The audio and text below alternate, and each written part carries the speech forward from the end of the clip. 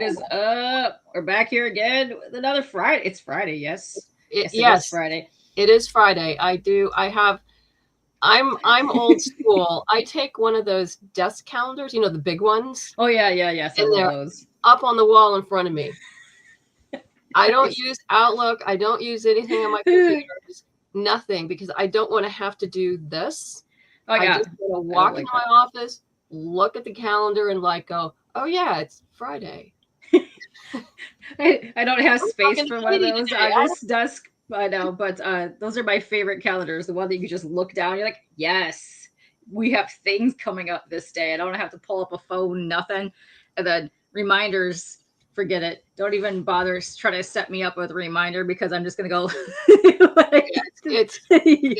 you're out of here, reminder. It's gone. It's like someone sent me a Zoom link for a meeting and didn't bother to tell me they had changed the time. So I just looked and said, oh, they sent me the Zoom link. That's great. Yeah. So I know when I know what time it's on my calendar. And then it's like, I get this message like, oh, I'll be there in 10 minutes. I'm like, I'm at Costco. do your meeting in front of the hot dog stand. And I'm like, I didn't look at you. You didn't tell me to change the time. It's like, we need to change the time, which I would have been kind of important. Yeah. You gotta need to tell people that the time was changed. And it's like, I'm at Costco. I'm not streaming from Costco, because everybody there is going to go like, hi. Yeah, go. The sample line will be very hype. Oh yeah. It's like, hey, anybody want to be in a podcast? People are like, yeah, I'll be in a podcast. You're like, woo! Yeah, you don't want that happening, because you have no idea what people will say live in the middle of the thing. You have no idea. That's not you don't want that happening. We reschedule. It's like, nice. You reschedule. Way to go. Like, I can reschedule. This is not a problem. We're good.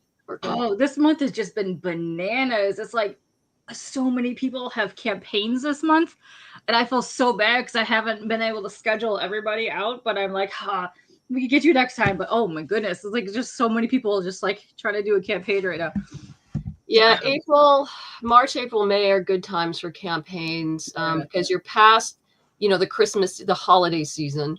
Mm-hmm. And paying off bills in January and February for the holiday season.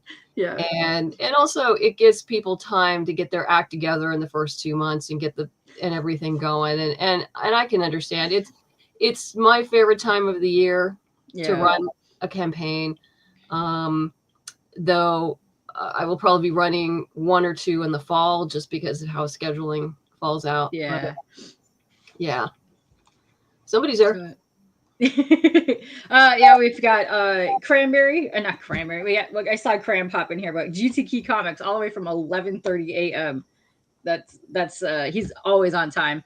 Wow. I do have the link pinned to the top of the chat here, so you guys can go ahead and click it. We have Cran. What's up, Cran? How are you guys doing? We're gonna get to talk to you about your campaign. I think this is your 3rd time back here, which I always have a lovely chat talking to you every time. We're gonna make it weird. I know it's all about you day. So boom. Oh my God. There you are. I know. all about me, and all like stunned, running a campaign. And I have a lot of plates spinning right now, but one of the plates spinning is our new campaign, Morgana Pendragon. Most people know me for my Steampunk Supernatural series, Boston Metaphysical Society, which has been around for a little over a decade now. Wow. Yeah. Congrats on that. That's amazing. It's probably one of the longest running, I'm pretty sure it's probably one of the longest running comics on Kickstarter. Wow. Because I think my first one I launched in 2013 or 2014. And as you know, a lot of folks came in after that who were, have been like Charlie Stickney and a number of others. Yes. Charlie. Great creators. But yeah, this was a project that had been on the back burner for quite a while. It was originally I can't even say originally because it's so different than what it was. I originally wrote a screenplay called Morgana when I was at UCLA Film School, just like Boston Metaphysical was the TV pilot that I wrote while I was there. But the story is what I wrote then is very, very different than the Morgana I have now. And for two reasons, that story just doesn't play well anymore. But also, I'm not the same person I was back then, and Morgana's not. And I really wanted to take her story from a very different point of view. And this is 20 years essentially after the fall of Camelot. Oh, wow. So Morgana's in her 40s. Ooh, okay. And so she has been, you know, she lost her magic when she left England 20 years ago. And she now leads a mercenary team. But all that changes when she receives a message to return. Her brother, King Arthur, is dying. And now she must not only face Mordred, the child she left behind, but a new threat which may forever change her and the future of her country. Ooh. So, yeah, so we have, it's so many, something like Happy Friday. So many portrayals of Morgana, other than in, is it Marion Zimmer Bradley's Avalon? I believe so. Yes. Yeah, I think so. I haven't read it because I knew I always wanted to do a Morgana story, and I didn't want that to influence me. Not that it's bad. Apparently, it's a wonderful, wonderful book. I have those books. I haven't read them. I was so huge into Morgana. She's one of my favorite characters. It's just, I don't know what it is, just something about like magic and cool characters. I just happen to love those, but I was really huge into novels at the time, but I collected the Avalon series and I have it and they look fabulous. And this, I want to eventually get back to reading again, like novels. Because I usually take breaks from what I'm doing, but I have that. It's on my shelf over there to go read that book over there. Yeah, I've been told they're absolutely wonderful, but I'll probably read them now because I've already outlined all this out, so I know it's not gonna influence it at all. And it takes it from a very, very different point of view. But as my point was, traditionally Morgana has been written from the male point of view. Yeah, almost always. Obviously, there's exceptions to this, and she's been, you know, a monster, a seductress. She's the evil one. And all that really tells me is that, one, she was intelligent and she was powerful and she threatened the males in her world. Yes. Yeah, that's pretty obvious to me.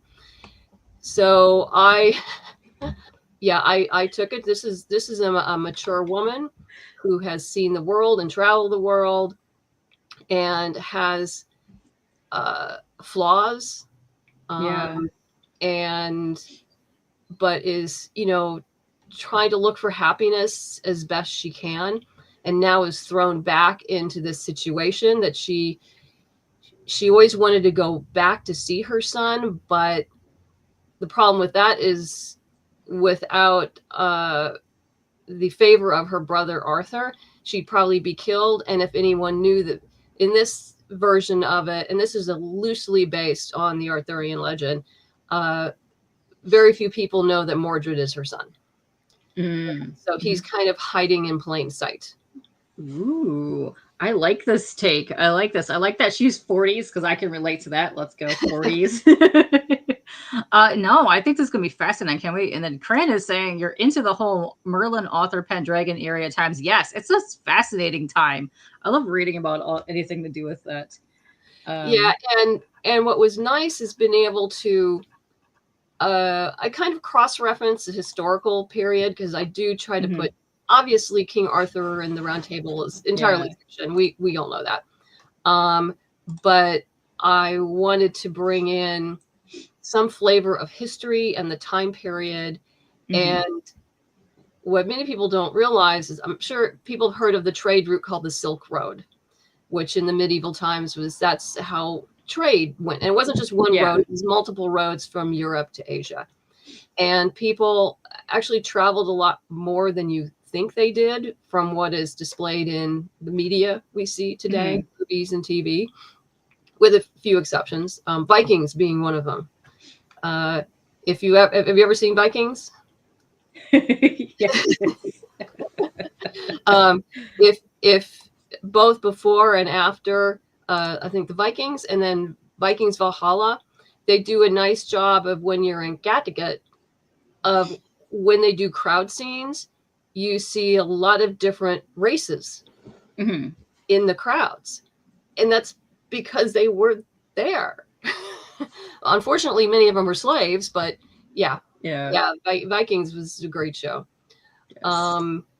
So I called her team. Her team is multicultural. Her main, we have Getty, who's a former West African guardsman. Lena, who is a Persian woman who fled Persia after the invasion of the Rashidun Caliphate. Kaijo, who I'm probably mispronouncing her name because Korean is not my first language. So my apologies. And if anyone wants to correct me, please do. She was a daughter of a Korean merchant because, yes, they traveled as well, but her backstory is very different.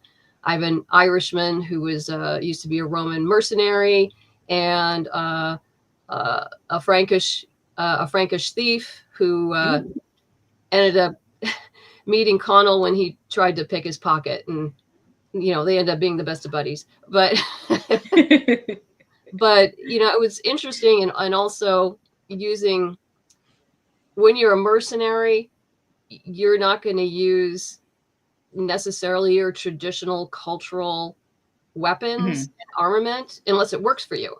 Yeah. And if it works for you, great. But if you're traveling and you find different kinds of armament and weapons that work better for you, you're going to use them and integrate them into what you're carrying and what's on your horse and what you carry into battle. So you will see a kind of hodgepodge of armament from different cultures that these characters wear. Yes. And so it's been a lot of fun to do it. But even more fun was finding my artist, Alden Kay, who's done a spectacular job. Fun story about him. I was at Rose City Comic-Con talking to David Walker, who's done, Big Jim and the White Boy, Bitterroot, a gazillion things, marvelous writer. And I mentioned to him I was looking for an artist for a new project. And he said that he had met Alden, really liked his work, and could I send him over to my table? And I said, sure. So Alden shows up and he says, hi, David sent me. And we're like, oh, well, okay, great. And, he shows me his portfolio. Turns out he won the Mad Cave talent competition. Oh, nice. That's awesome. Yeah. And it was just so beautiful. His work was just gorgeous. And what really caught me is that he drew women as women and not stereotypes. There are short, fat, thin, old, young, different. Everything. Yeah. So it was really, I'm like, okay, I found my artist. And my cover artist, Rio Burton and Roberta in Granada, I've worked with before. Marvelous artists. So Rio is actually on board to do. This is going to be a 4-issue miniseries. Cool. Rio's going to do the 4 main covers, and then I'll bring in someone to do the variant each time. Nice. So Roberta did our variant cover, which is, I think, what you have up there. This one right here. Yeah. What's it doing? Where'd it go? There it is. Right there. Yeah, that's Roberta's. That's really pretty. Gotta love the lens flare. Yes. It was colored by Valentina Pinto, who just did a marvelous job. Yes, I say the one thing that I really love about your campaigns is you've been doing them for so long. Yeah. That you really know how to run a really thought out, planned campaign. They're fabulous every time. And I like that you don't go too bananas on the variant covers, but you get a variant artist that's so impactful on the cover that you do that it just works so well. And no, I applaud you in everything that you've done because you always are crushing these campaigns. And I love seeing that. So first of all, super congrats on that. Yay. Yeah. Thank you. It's always like, oh yeah, I guess I need to get this campaign together. and unfortunately, I've done so many of them. It's like, okay, I need to go do this and this, and yeah. I know to people who are way more organized than me, it's all in the brain. It's like, okay, like and I do mini lists and larger lists, and all gets checked off. And I know some people that and kudos to them, already have like the master list that they just keep reprinting out, and which is great. I should probably do that, but yeah, no. Yeah, I'd say you and Charlie have some of the most like, well, just like straight up down, like visually nice looking things. But you guys started so long ago doing campaigns that probably helped you tremendously, like from the start, because you've been doing it like 10 years. So you guys kind of got in right away, like when that was happening. So you kind of already worked out all your little whatever things that were happening back then. You know what kind of works now. So yeah. Well, also, I mean, I've had to up my game as well as time goes on. Yeah. I, having, nice headers and, little things and the graphics of the reward tiers, which I used to just pull together some, things myself. And, it became apparent that no, it was time to up my game, and we all change, and we all learn from each other tremendously. I mean, I look at what Charlie does and vice versa. And I have friends who like, oh, wow, that's a cool stretch goal. I hadn't thought of that before. And so we, there's a few of us have talked about doing just a Zoom to brainstorm stretch goals and add-ons and things like that. So we kind of have those in our back pocket, but we've never gotten around to you keep changing the time on you. Probably to never around to doing that. I guess someone asked how many campaigns. 14. 14. That's a decent amount of campaigns per year. Like when you first started out, like when you did your first campaign, how nervous were you when you did that first campaign like 10 years ago? Did you think you'd be doing that many afterwards? No, and my first campaign failed. Oh yeah? Yeah. Oh yeah. You hear that? You hear that, people? Yeah. Oh yeah. A lot of it was naivete and ignorance on my part. Crowdfunding really had just started getting going, and I had self-funded the first 3 issues of Boston Metaphysical and decided, okay, well, let's go get help to do the last 3 issues and put together this beautiful trade, which costs about 25 grand. I mean, back then, that's what it would have with production and everything. We actually did okay. I think we ended up with over 200 backers and over like $7,000. And right towards the end, I canceled mainly because people started dropping. And once they drop, you can't contact them through Kickstarter anymore. Oh, no. Yeah. So I canceled and wrote this wonderful letter thanking everybody for coming on board, that we were going to re-strategize, come back in a couple months, and had them sign up for what would become the beginning of my email list. Because at that point I had no email list. And as we all now know, you have to have that email list. It's huge. Or you will die on the vine. It will be, it's possible if the funding goal is reasonable and you say you put together like the launch page 3 months in advance. Yeah. And work it's definitely possible, because I know people who have done that. Yeah. But it does make your life harder. Yes. Yeah. All these little things need to be put in here. And Sheldon is asking a really good question. What things do you need to square away before you launch the campaign? Cover art. You need your cover art. You need at least 3 pages of the issue to show people. You need your video ready to go. You need all your reward tiers ready to go. And you have to have that page up. Everything needs to look pretty, and crowdfunding now is more akin to grant proposal. Yeah. In that you have to demonstrate that, you know, you have done this before, you have been successful before, you have filled successfully before, on top of, oh, here's my big new beautiful project that I want you to, you know, throw a few bucks in for. Yeah. And I would say that's something that's slightly more different on the Kickstarter platform than it is on the other ones, because they actually track how long it takes a creator to go into fulfillment and then mark everything as filled as well. Like they really track that. And that if you try to do other campaigns and the other one's super not fulfilled, like they kind of like won't let you do any more campaigns on Kickstarter, which is actually pretty interesting. But another thing that I think that people don't realize, especially when you're trying to do your first one, you really need to know what your price points are, like how much money you have into your book, how much shipping is going to be, how much you're going to actually pay to go print your book. And I don't think a lot of people put that into consideration. Really go talk to your printers, sign up for pirate ship, do whatever you can to save people money, because right now shipping is bananas and you really need to know what those price points are.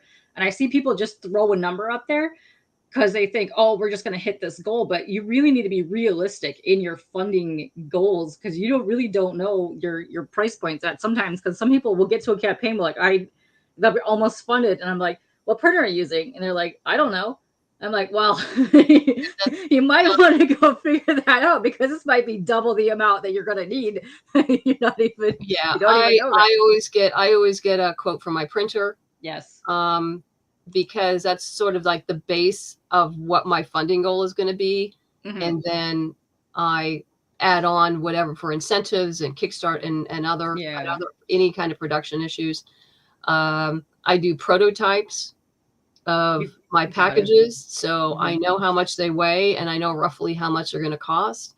Sometimes that, you know, for overseas, I have metal bookmarks, and if someone gets one, that's usually not a problem. But if someone gets 3 or 4, sometimes that'll push it over the weight. So you need to, Oh, you need. I know it's a lot to think about. It, as I tell people, it's a second full-time job. It is just the shipping alone and fulfillment for that side is just a whole job by itself, much less running campaign and all that other stuff. Figure drawing is saying, ironically, crowdfunding can be indeed akin to working in academia. And Cran was actually asking some questions pertaining to the campaign earlier. You want to know, so Morgana, she's not evil in this version? No, she's just, she's a human being. She is a complex human being who some people would, depending on your point of view, would consider her actions to be evil, and others would not. Yeah. He doesn't remember all the bad stuff she did in history. What were the bad things that she did, or how was she perceived to be bad? I depending on what stories or movies or TV shows, she was portrayed as controlling, conniving, all these things that women are accused of doing all the time, when all they're doing all the time back in the day. Yes. Trying to survive. You know, ladies did not have a great back in that day. trying to overthrow Arthur. You know, trying to take over England. Using her magical abilities for evil and not for good. I mean, pick your poison. Just existing back in the day and having an opinion, basically. Yeah. No, that's I really can't wait to get more into your campaign. So I'm going to go to your actual campaign page right now, because this is lovely. I really want to get into this. You have some great art. So I think you found the perfect artist for this too. And that was kind of amazing. Here, let me go over here. And be like, oh, come on, get out of here. There we go. Tiny. There we go. Doesn't it feel so much better being just on the side? Super tiny. That's so weird. I hate being giant. First of all, super congrats on funding. You have already crushed this funding goal. What? Boom. You have 481 backers. That right there should tell you just how well you run campaigns alone.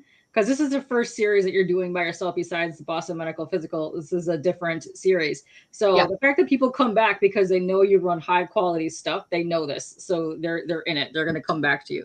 So I love seeing that. 481. That's fabulous. I love it. Yes, thank you very much, Michael.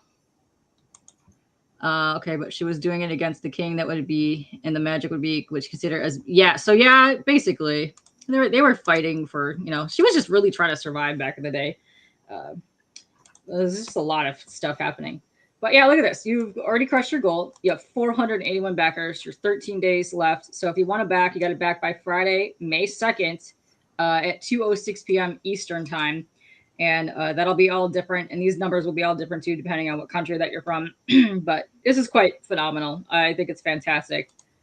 Your artist did such a great job. That's one of your bookmarks right here. Yeah, that's one of that's one of our metal bookmarks. It'll be blank on one side because they can't double print on metal. Yeah. So yeah, this is one-sided. This is Getty, the West African Guardsman. Ooh, I love the way that the artist is doing Is this the interior artist as well? That's doing the bookmark? Yes. Ooh, yes. I love the way that they doing the faces. So good. And hold on, I saw a question here. Where'd that go? Yes, congrats. Yes, congrats on funding. Thank you. Sheldon wants to know, does the artist do the colors as well? For the bookmarks, yes. For the comic, no. Warnia Sahadawe is doing the interiors. Ooh, very nice. Oh, dude, the way that he colored this just in the facial alone is so good. It's just very lovely. I love looking at that, and that you could tell that somebody has really studied like humans in the face. You know what I mean?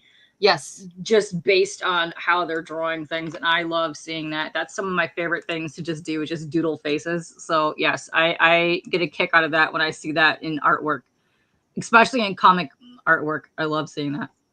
Let's see. 2x6 metal bookmark. Nice. That is very cool. You also gotta have some stretch goals as well too, but I'm gonna get into a little bit more of this down here so we can talk about the book a little bit more and check out more of your covers. So this cover here is your regular cover. That's the main cover by Rio Burton. It's lovely. I love the colors in this. It's fabulous. Yeah, she always does a lovely job. She did a variant for me. The first time I worked with her, she did a variant for me for Pikes Peak for Boston Metaphysical. Oh, lovely. What's up, Cap? Very good times. No, it's so good. I love seeing it. I love retellings too, and so good. And here's more of the interior art, the interior pages. Once again, the faces are just spot on. Yes, I love the different teams that you have, and I love that you were saying how if you're going to be in a mishmashed group like that and you're traveling the world, especially with merchants, you're not going to be sticking to your cultural clothing line. You're going to be mishmashing whatever works best for you. So you're definitely going to have that hodgepodge kind of like thing going on, and I love seeing that when people put that thought in there to those things, because that's huge. It was always markets traveling to different things like that when you're going around, especially when you're like traveling distances, and I love it. Cran saying lovely art. Yes, very lovely.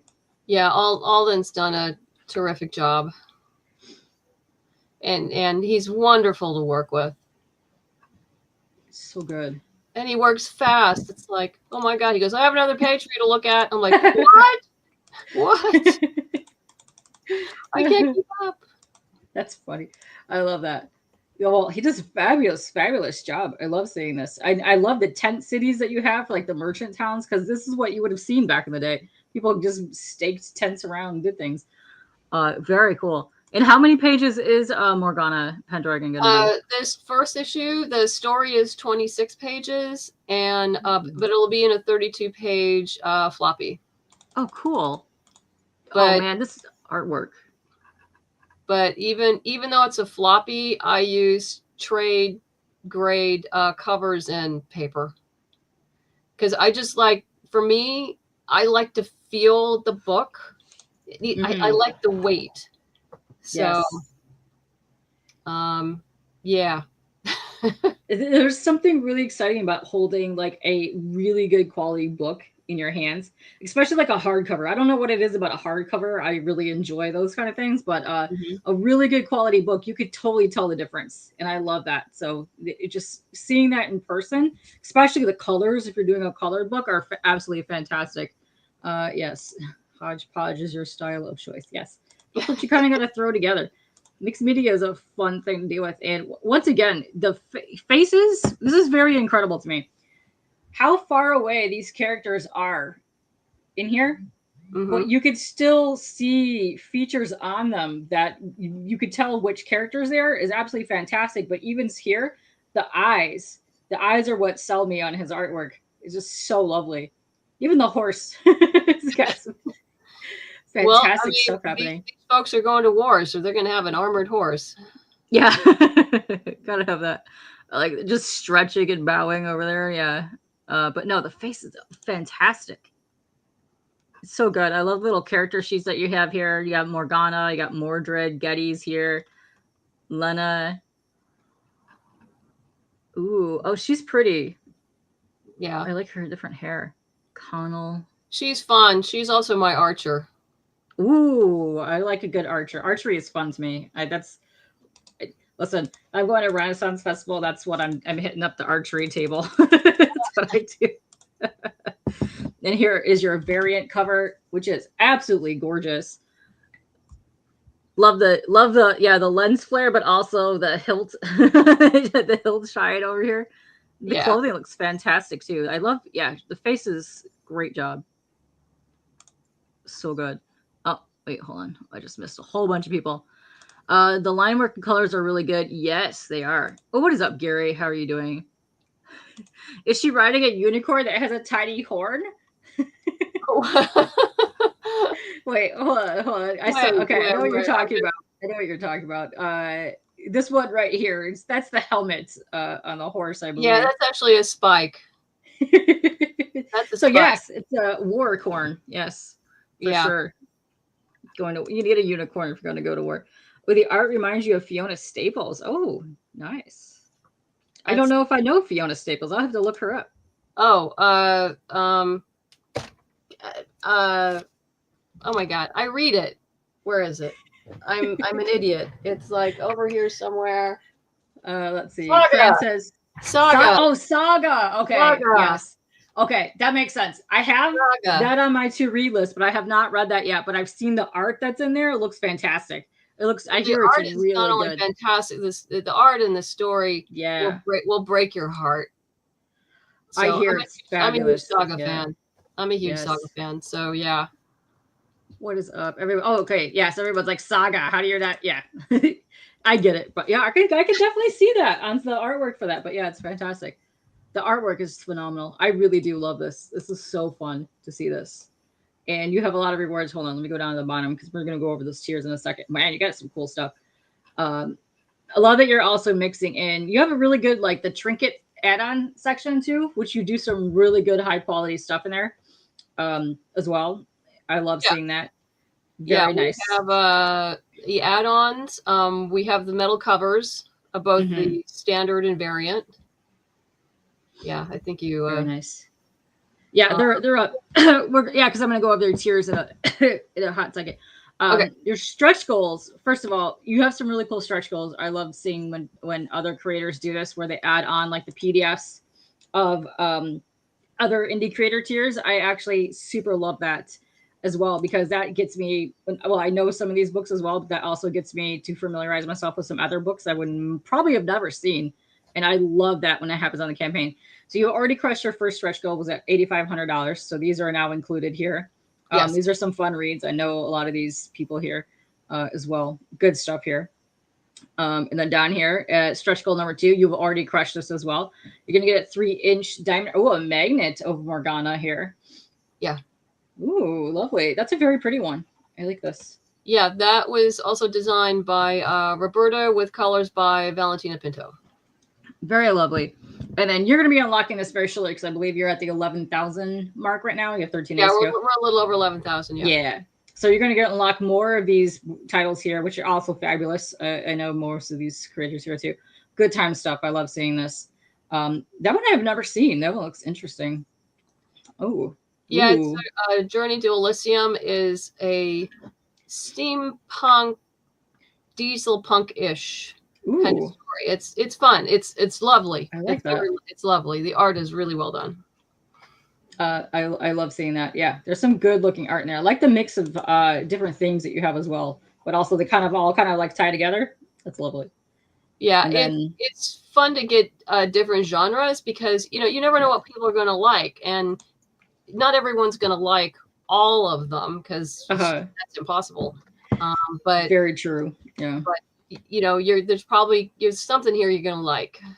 Oh, definitely. And then you have a fourth goal, but we don't know what that is yet, but it's still locked at the moment. So that's awesome. So if you get any further than that, you're going to have another one coming, but I'm going to refresh us just to get to the top of the page. And then I want to go over your reward tiers. So once again, if anybody's looking to back it, you've already funded. So congrats on that. You have 13 days to go. The 481 is amazing. I love seeing that. What was the highest backer total that you've ever had? 900 and something. That's fantastic. It was close to 1,000. It was a Boston Metaphysical. Amazing. That's because that's the workhorse. That's the engine that makes everything run. That is if you guys don't know that, go rewind back. There's 2 series that I've had when you had your last 2 campaigns for Boston Metaphysical Society on here. Go rewind that back because I think the story for that is absolutely fabulous. And you have some great artists on that as well. And and for another side series, you're almost half that right now in backers, which is fabulous. Not even kidding. That's amazing. Way to go. That's absolutely amazing. Now let's go down here. Okay. Leaving him on his lovely face there. See if I can go down here. Let's see. So if you want to pledge without the reward, you just plop an amount in there starting at $1. Just go for it. Just adds to the total there, but you don't get any rewards there. Now, if you want your featured reward here, which is issue 1 plus a sword and bird bookmark for $25. That's awesome. Ooh, that was going to look very pretty. Just the way that sunspot's hitting that right there. It's gorgeous. Yeah. Let's see. So it's a 2x6 metal bookmark. So all your metal bookmarks are about the same. They're the same size. They're all the same size. Yeah. Okay, cool. So for $25, you're going to get the book, the metal bookmark. Let's see. Your name and the Kickstarter thank you wall page. Nice. And a PDF of issue 1. That's very cool. And you're shipping anywhere in the world. So let me just click this just to see what price points are. Let's see. Shipping to the United States looks like it's included. Shipping to the U.S. is included, yeah. Very cool. And you have probably one of the best price points I have seen on shipping outside the country. $19 outside. I have seen single issue pages go for nearly $40 on some campaigns because shipping be bananas. It's because they're probably not using pirate ship. Once again, yes, you know how to do all the things with pirate ship. But also, I think people, if you're doing a campaign, don't just go sign up. Like, go talk to them and be like, hey, this is what I'm doing. I really need help. Please help me out. And they'll go over everything that you need to know about shipping totals and all that stuff, because that's fabulous. If you can get your price points down, especially shipping internationally, which I think a lot of the indie creators, they don't know really how to cut those costs when doing that, but really talk to them, really see where stuff is at. So yeah, there's a trick that actually my husband figured out for the larger international packages, because anything over £4 on pirate ship goes into USPS rates, which that can go up by $30 to $40. Yeah. So what you do is you break up the package into multiple packages.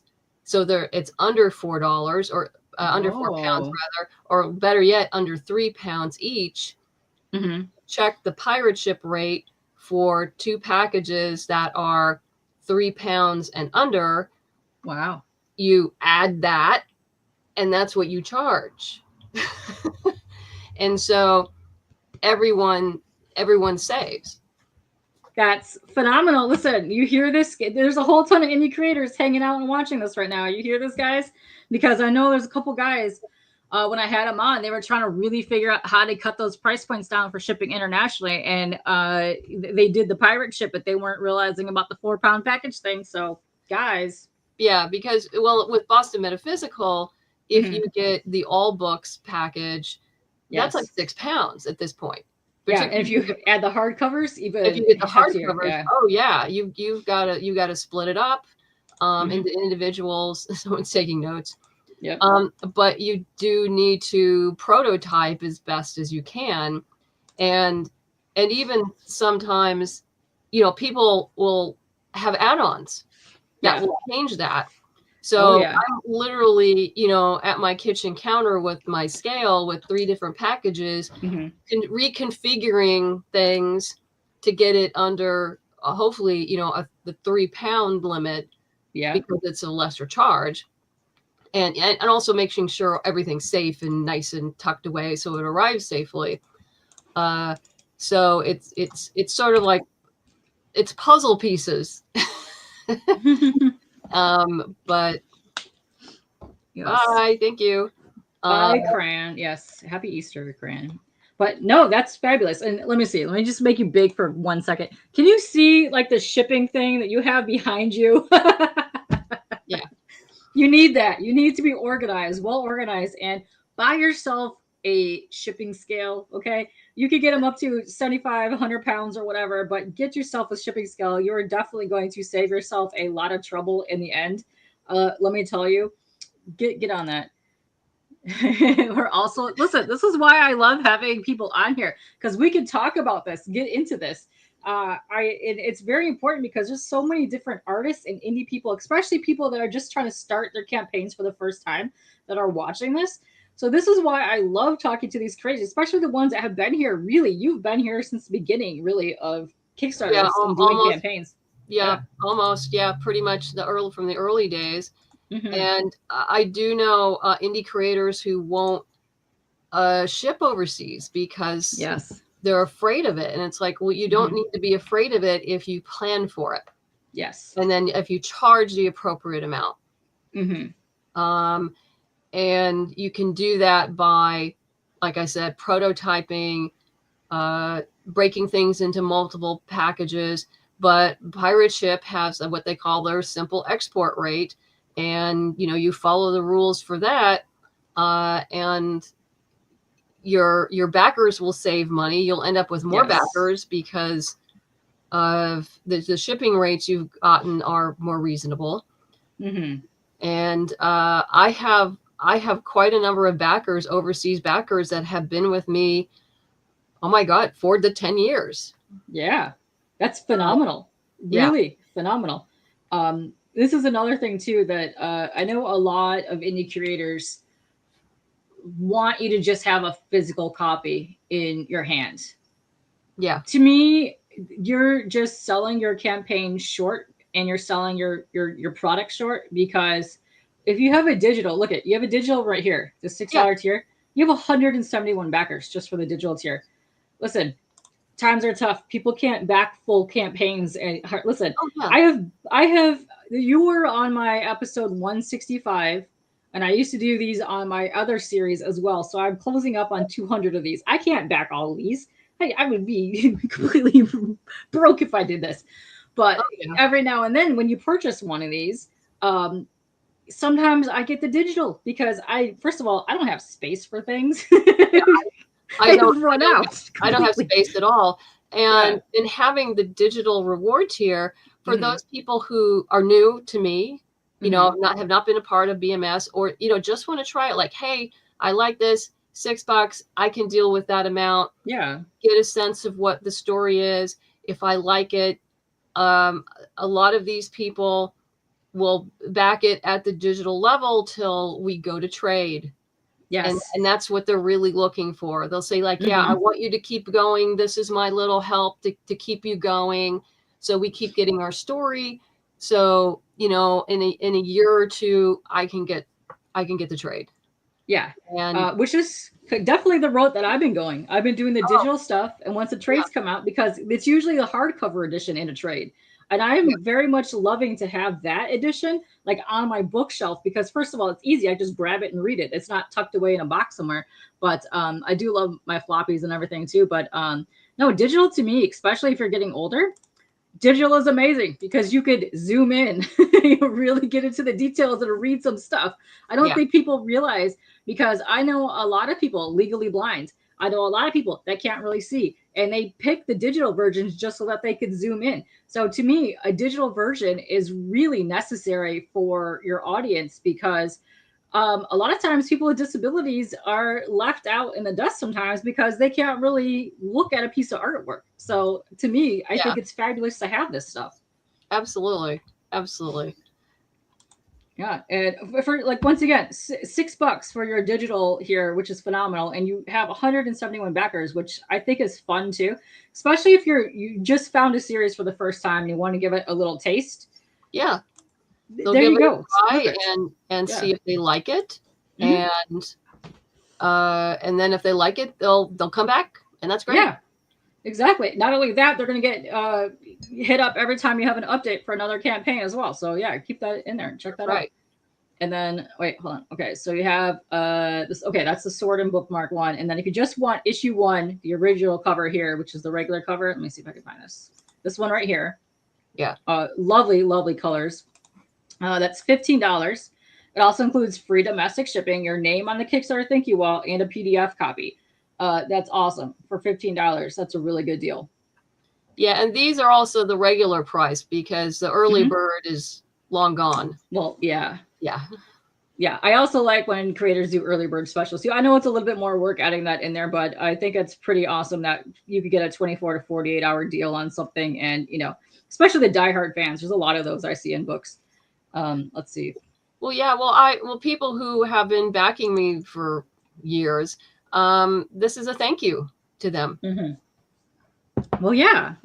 They've literally been there for 10 years with you, helping build all your comics. And I think that's, absolutely. When I was talking to Greg yesterday, we were talking about how he's had fans decades and he knows them by name because they run into him and talk to him all the time. I think that's amazing to me. That tells you what you're doing is worth it. I mean, I've had fans turn into friends that, when I'm in town, we have dinner. Yeah. I love that. Yes. So see that, creators, listen, that could happen to you one day. And then here, your variant cover, and it's also limited to 250 copies, so it is $22.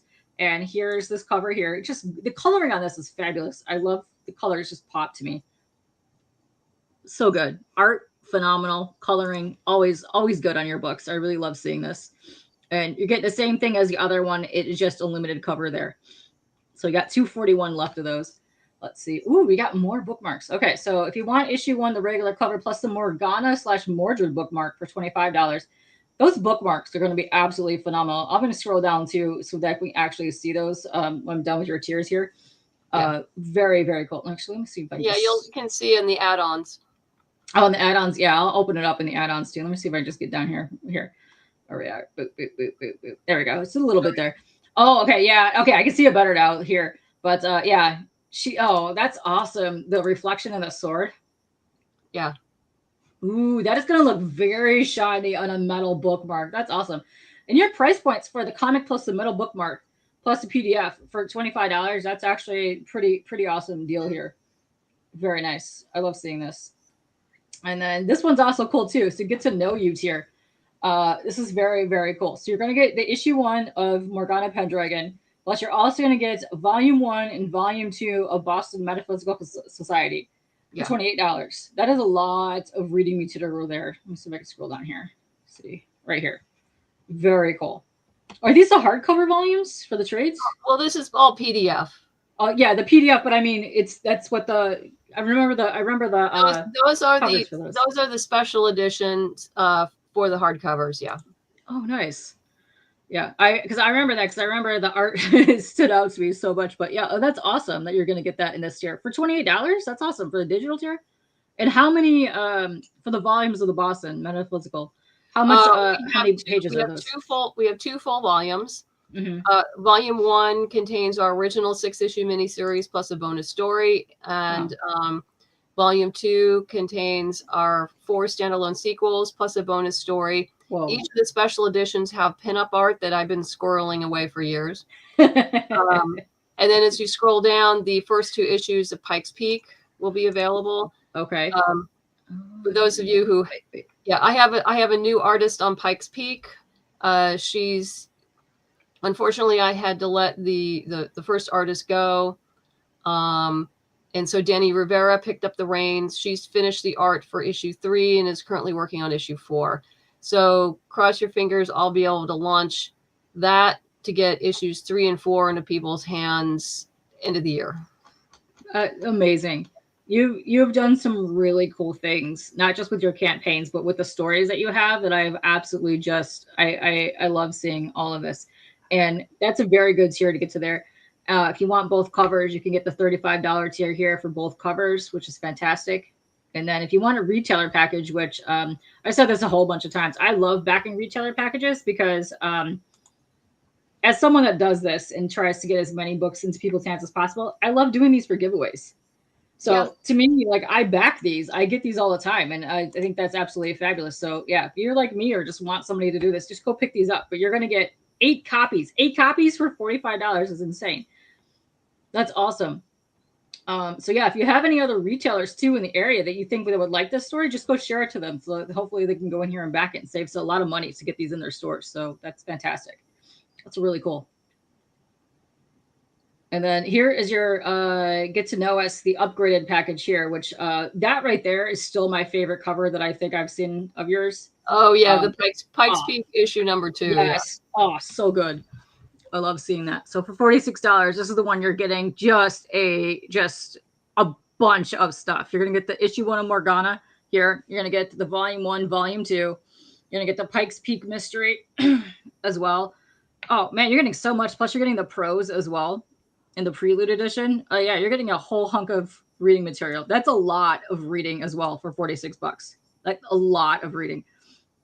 That's fabulous. I love seeing this. And then down here, get to know us. Is this physical copies for $50? This is cool.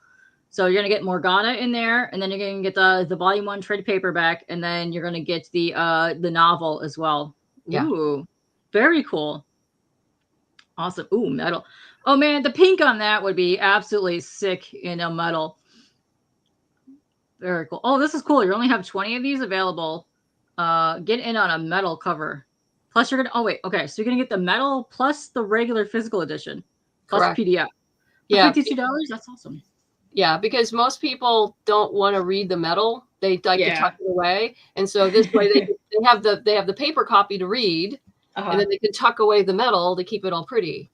Oh yeah. And metals are interesting because metals and some of the other fancy covers, if you get them slabbed, if you want to do that, they usually get like 9 9s and 10s just because those edges are so weirdly crisp on a thing. But they look fabulous on a wall, let me tell you. I have some of my metal bookmarks from campaigns just in front of my novels over there. And every time I walk by them, like the light hits, it's just so pretty. Like I don't even know. It's just fabulous. I love that that's been an addition to comics over the last however many years, but it's very cool to see that. And let's see, if you want $58, you get the limited edition cover as well, plus the physical edition of issue 1 there with the regular cover. You could do that. Nice. Oh, we only have 4 left of those. Ooh, look at that. Let's see. And then premium digital copy. Let's see. You're going to get everything from the 1B above, plus you're going to get the MP3 download too of the audio drama. Yeah. Very nice. Very cool. Yeah. You have just so many cool tiers, which I always love seeing this. And then all of your comics, the package includes amazing amount of stuff. This is all the physical editions too, yes? Yes. For $76? Wow. Okay. Those are the trade paperbacks of the special edition volumes. Yeah. Oh, nice. That's awesome. I love seeing this. And then all of your books, $115. Oh, plus you get the coloring book one, you get the novel, you get some of the Pikes Peak stuff in here. Yeah. You're going to get a whole hunk and stuff.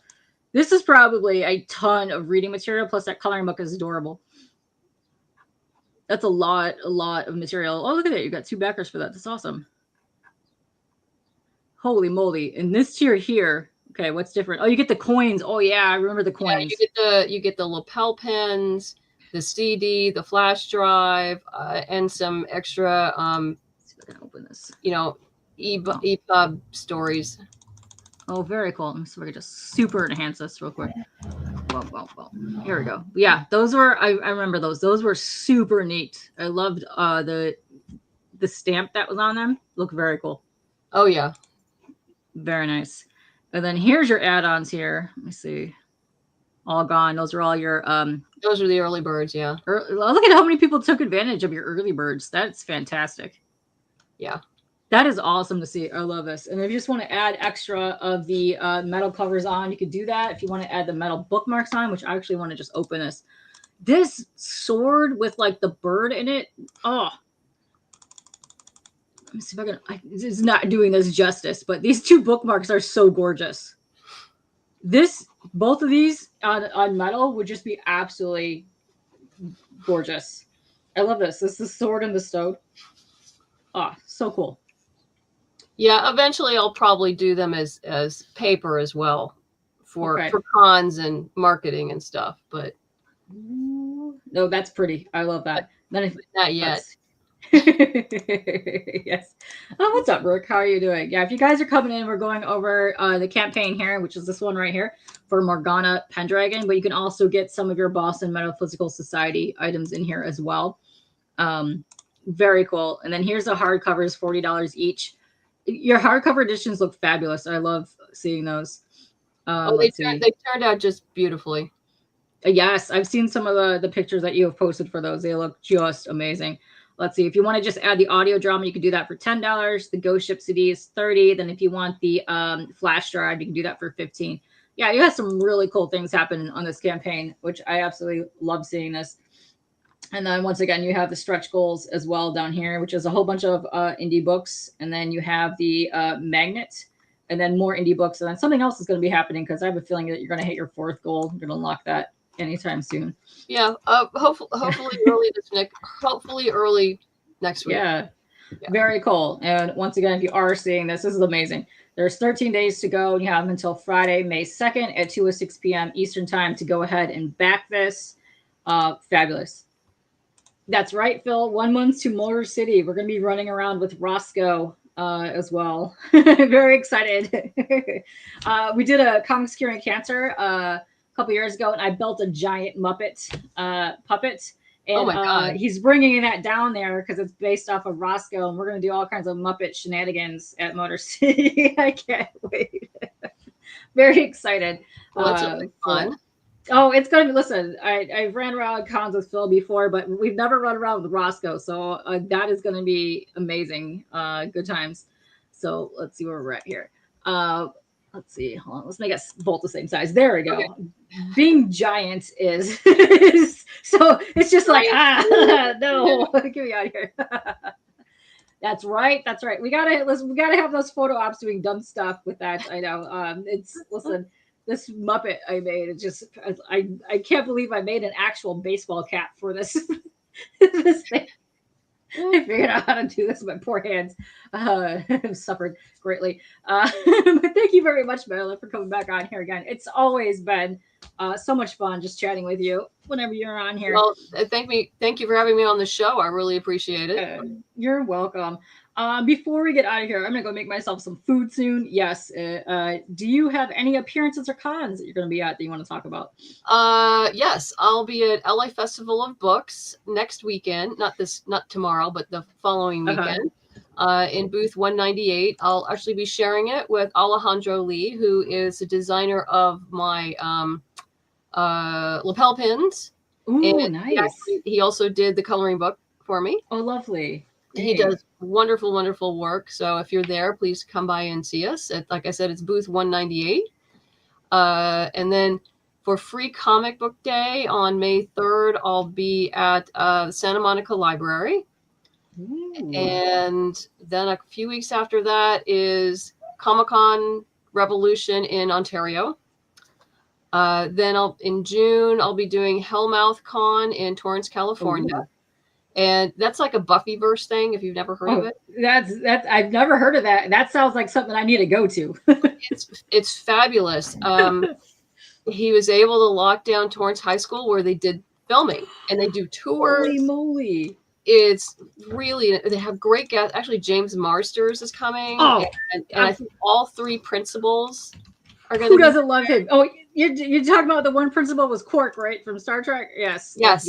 I think they're all going to be there. My gosh. If you want to come, get your tickets now because they cap it at $900 per day. It's just Saturday and Sunday. Wow. And they sell out. There's a lot of Buffy fans that are diehard to this day. And I know they're doing the remake series on that one. That sounds like something that I would love to go to one day. Oh, come on. That's fabulous. And then I'll be at San Diego Comic-Con in July in small press, and then Worldcon in Seattle in August. Nice. You get a lot of, do you ever go to any like East Coast cons? Yes, usually like every other year. I think 2 years ago I was at Baltimore Comic-Con. Okay. And I didn't do it this year because we're going to be moving. So, yeah. Nice. So, gotta love that. You know, moving, just so much fun. Just yay. Yay. So this, all of this behind me will be gone and be in another room. Woo! And hopefully next time we talk, all you'll see is books. Oh, I would love that. Yes. Listen, I've been adding weird things behind me too. I finally unpacked stuff I've had packed up for like 10 years. I'm like, I'm going to put that on my wall now. I can't wait. But yeah, you're finally going to get out of your shipping room. I love that. Yes. Finally out of the shipping room. Yes. Perfect.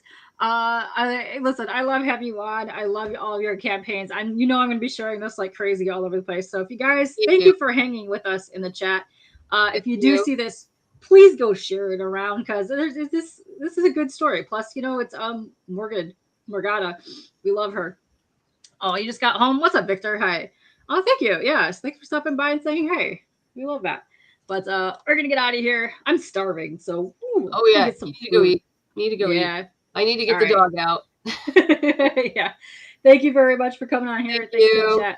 Bye guys.